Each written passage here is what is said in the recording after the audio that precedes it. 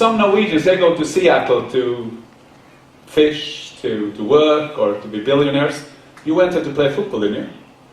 How did that? Yeah, we went out there. I went out with Bobby and Bobby Moore, Jeff Hurst. We went to Seattle and played back in the 70s. It was a great experience, you know, we loved it. We had a great time out there. But at that time, everybody was out there. Pele, Beckenbauer, all the great players in Cruyff, all the players in the world, D-Skins, everybody, Gert Muller. Everybody went out to play, and the money was good. It was better than we were earning, and it was a great life. And you started in coaching. Is that where I got involved in coaching in Seattle? Really, yeah. That was the first time I really got involved with the coaching was at Seattle. I went with a guy called Jimmy Gabriel. Jimmy played for Scotland, Everton. Jimmy was the manager, and he asked me to be the coach, and that's when I started. Did you feel straight away that this is your destiny in life? I want to be a coach. Yeah, I loved it. I love football, yeah. And I love, you know, I genuinely, some people who are involved in football don't love football. I see managers, you know, at times, you know, they don't even watch a game if it's on TV. I mean, I've had coaches work with me, and I've said to them, you know, what about that game last night? My wife was watching Neighbours or something. I went, oh. And you think, does your wife know you've got that nice house because of football? She won't let me have the football on, you know.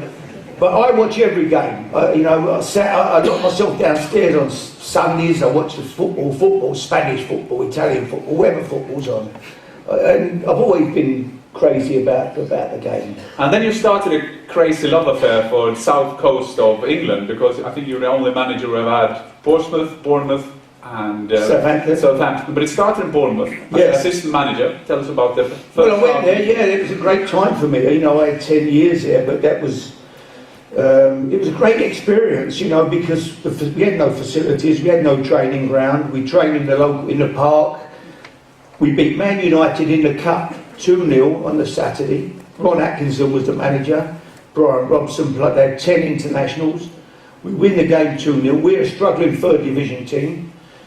On the Monday morning, on Sunday, we're all over the newspapers, we're on television. It's the biggest cup upset in history at the time. On Monday, we're going to train. Where are we going to train today? We had an old, all-weather, like cinder pitch, with a big fence as high as that wall, that ceiling. And the gate was unlocked, so I come out, I said, great, we go on the cinder pitch. So we go on there, we do a little bit of work there. We had a nine aside. So I'm joining in, I'm still only a young manager. We're all playing away. The park keeper comes round on his bike. We're not supposed to be in there really. Puts the lock on the door, locks us in. We had to climb over a fence to get out when we left. And, you know, talk about bringing you back down to earth. And that was how it was at Bournemouth. We had 12 footballs at the start of the year. When the 12 balls, if you lost 4, you had 8. And suddenly we ended up with about 3 footballs at the end of the season. So we were struggling. It was difficult, but it was a great experience. I had 10 years there and loved every minute of it.